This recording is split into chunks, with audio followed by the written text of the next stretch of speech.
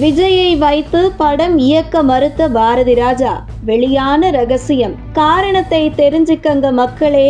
இயக்குனர் இமயம் பாரதி ராஜா உடல்நலக்குறைவால் இன்று காலை காலமானார். அவரது மறைவு தமிழ் திரையுலகம் மட்டுமின்றி தமிழக மக்களையும் சோகத்தில் ஆழ்த்தியுள்ளது. சினிமா துறையினர், அரசியல் தலைவர்கள் உள்ளிட்ட பலரும் நேரில் வந்து அஞ்சலி செலுத்தினர்.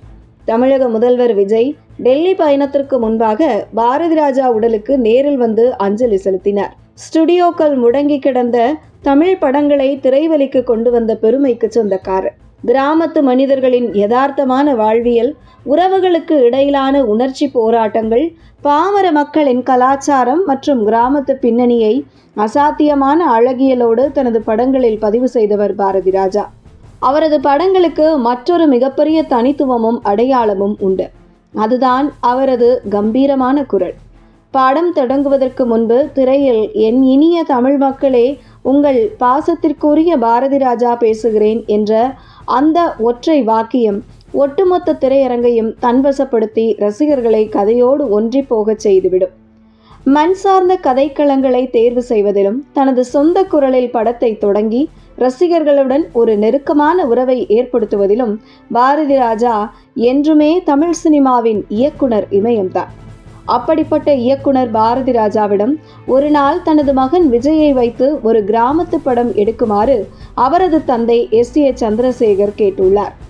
ஆனால் அதற்கு மறுப்பு தெரிவித்த பாரதி ராஜா இது குறித்த தகவலை அவரே ஒரு வீடியோவில் பேசியிருக்கிறார். இந்த வீடியோவை தான் தற்போது முதல்வர் விஜயின் ரசிகர்கள் சமூக வலைதளங்களில் வைரலாக்கி வருகின்றனர். எக்ஸ் பக்கத்தில் வைரலாகி வரும் அந்த வீடியோவில் இயக்குனர் பாரதி ராஜா கூறியதாவது: S.A. சந்திரசேகர் அவரது மகன் விஜயை என்னிடம் கூட்டிக் கொண்டு வந்தார். உன்னுடைய கிராமத்து படத்தில் விஜய் நடிக்க ஆசைப்படுகிறான் என்று கூறினார். எனக்கு அப்படி தோணவில்லை. இந்த பையன் வேண்டாம், நீயே உன் மகனை வைத்து ஒரு படம் இயக்க வேண்டியதுதானே என்று கூறி அவர்களை திருப்பி அனுப்பிவிட்டேன். ஆனால் அன்று நான் நிராகரித்த விஜய் இன்று நம்பர் 1 ஹீரோவாக இருக்கிறார். இதை நான் அவரிடமே சொல்லி இருக்கிறேன். நீ வேண்டாம் என்று நான் உன்னை திருப்பி அனுப்பிவிட்டேன் என்று கூறினேன். அதற்கு நீங்கள் என்னை ரிஜெக்ட் செய்தது என் மனதில் இன்னும் இருக்கிறது என்று விஜய் கூறியதாக அந்த வீடியோவில் பாரதி ராஜா கூறியிருந்தார். கடந்த 2020ஆம் ஆண்டு விஜயின் பிறந்த நாள் அன்று பாரதி ராஜா அவரது இன்ஸ்டாகிராமில் ஒரு அழகான பதிவை செய்திருந்தார். அதில் பாரதி ராஜா கூறியதாவது: என் கலை பயணத்தில் துரதிர்ஷ்டவசமாக நான் தவிர்த்த ஒரு விதை இன்று வலிகளை வலிமையாக்கி தமிழகத்தின் இளைஞர்களின் சொத்தாக உலகமே கொண்டாடும் விஜய்க்கு என் இனிய பிறந்தநாள் வாழ்த்துக்கள்.